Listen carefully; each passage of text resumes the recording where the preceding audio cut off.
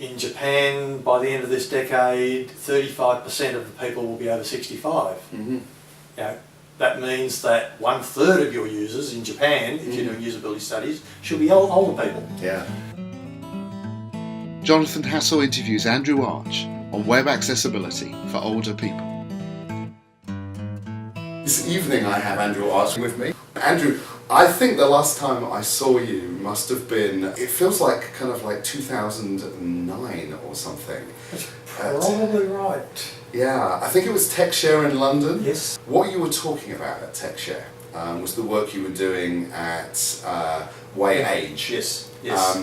And for me, and the reason that I wanted to sort of get you on camera is that it still feels like a lot of people, when they think about accessibility, are just thinking about disabled people. And the research that you were doing was actually much broader than that, about people who are maybe a little bit older. So can you tell me about why did you start with that work? What was your original impetus? The impetus for that, I mean, before that, moving to Europe, I was working with Vision Australia, the blindness agency. Well, it's now virtually the national blindness agency in Australia. In Australia, we had two blindness agencies. One was the Royal Victorian Institute for the Blind, that basically looked after school children.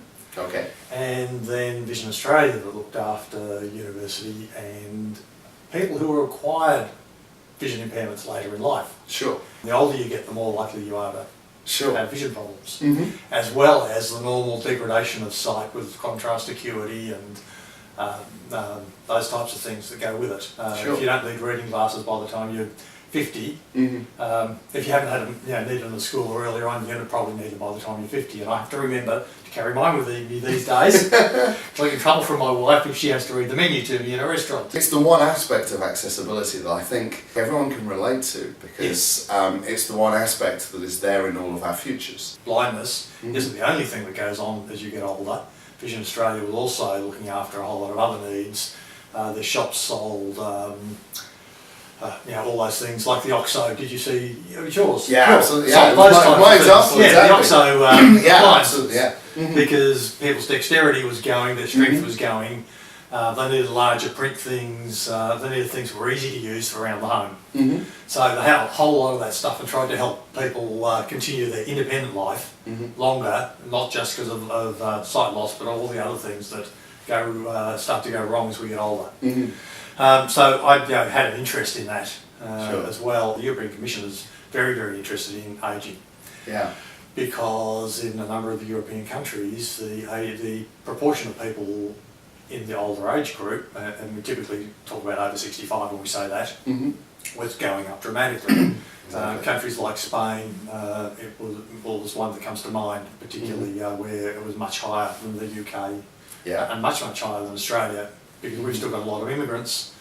But the particular project then was looking at keeping in touch with the community, being able to do shopping online, all that sort of stuff helps somebody to maintain their independence for longer, and it's cheaper for the governments to keep people living independently for as long as they can rather than putting them to care. So the W3C have put forward a project to say, okay, we know all this stuff about people with disabilities, what we traditionally call people with disabilities, and they're usually people with single disabilities.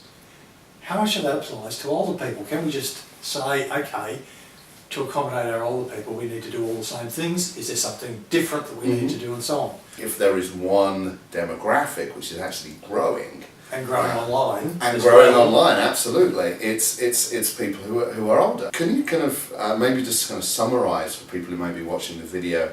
Are there particular difficulties that people who are older are having, and what do they mean for people who are trying to create products to actually appeal to those people? A lot of what the W3C and the Web Content Accessibility Guidelines have documented applies directly.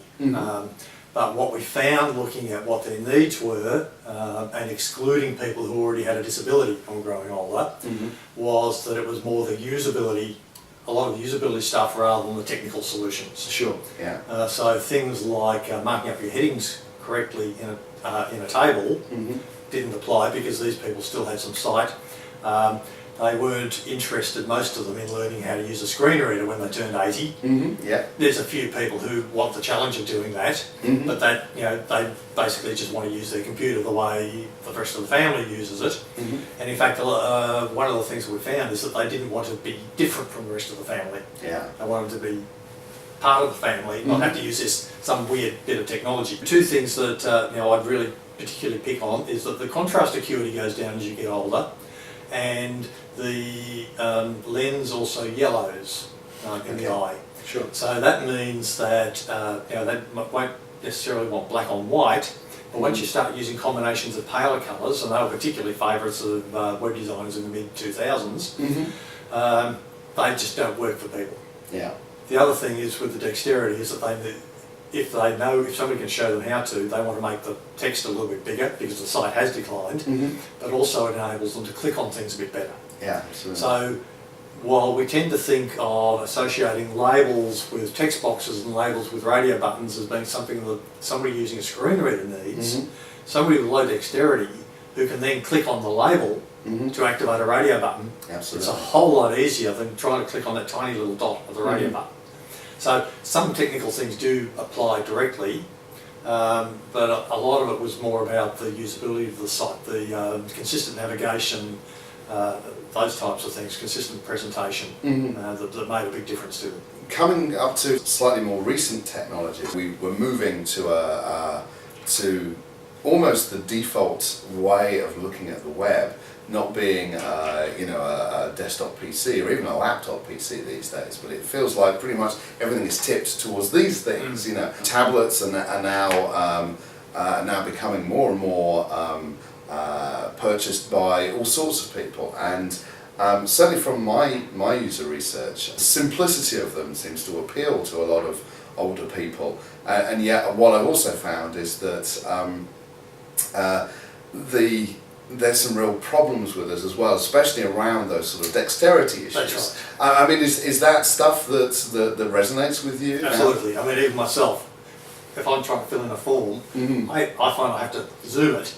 Yeah. So that because my finger isn't fine enough to touch the controls on an iPad, particularly on an iPhone. Sure. The screen, the resolution is great. I love reading off it, but if I have to interact with it, the interaction elements that I use, instead of the point of a mouse, tip of the finger, it's too coarse. Absolutely. So being able to expand those things, or having reasonably large targets in the first place, is fantastic. And that's one of the things that the W3C has documented quite well, is the overlap, that strong overlap between web accessibility and the mobile web. The other aspects of it are, you've got with a mobile device, is that you end up with situational impairments, for want of a better phrase, or situational disabilities. You go outside in the sunshine, you've got contrast issues. You've got bright lights in your own eyes, but you've also got glare off the screen, all those sorts of things. So again, contrast becomes an issue. You try and watch a video at home, you'll just listen to the music there. When you're out, even if you put the earphones on, if you're on a train or a really noisy place, you still can't hear them. Captions become really important.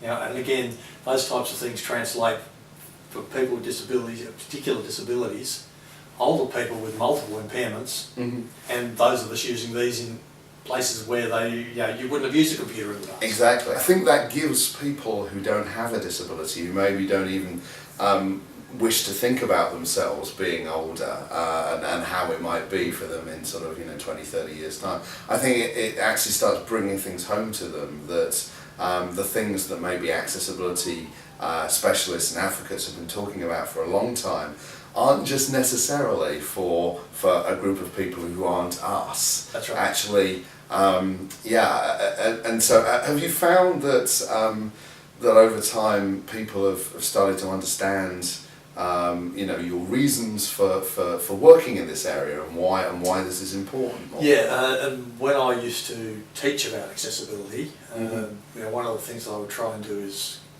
because I've always found that if you can get people to relate to disability as a personal thing rather than some technical solution, they're much more inclined to take that on. And most people, even in developed countries where the stats show us around 20% of the people have a severe disability. Most people don't know somebody. Even though there's 1 in 5 people around us who probably have a disability. They don't know anybody. But I would try and get them to relate to their grandparents.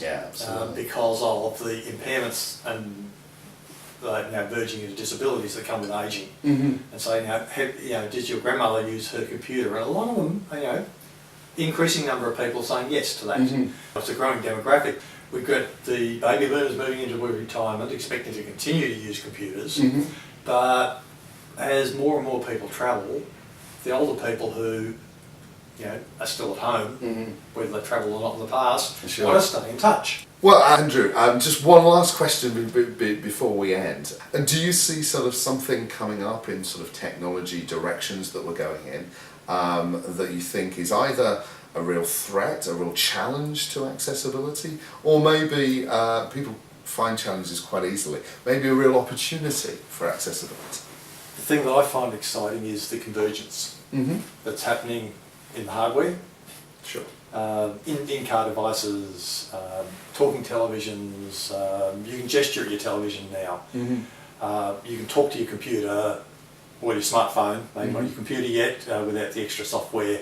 But this convergence where assistive technology is becoming mainstream. I find that exciting, and I think that given a little bit longer, we're just going to see this stuff. Everybody's going to expect to use it because of their situational disabilities, and that's going to make life a whole lot easier for many, not everyone, but many people with disabilities. It's a great point to end. Thank you very much, Andrew Arch. Thanks. This interview is one of 16 filmed to contribute to my book, Including Your Missing 20% by Embedding Web and Mobile Accessibility. The book provides a full guide on how to transform your organisation to achieve the consistent creation of websites and mobile apps that are usable and accessible to all your customers at the most efficient cost. Find out more about the book by visiting hasselinclusion.com/book. Did you like this video? If so, why not share it with your friends? And I've got many more videos on their way, with other accessibility experts from all over the world, so make sure you don't miss them by subscribing to my channel. Thanks so much for watching.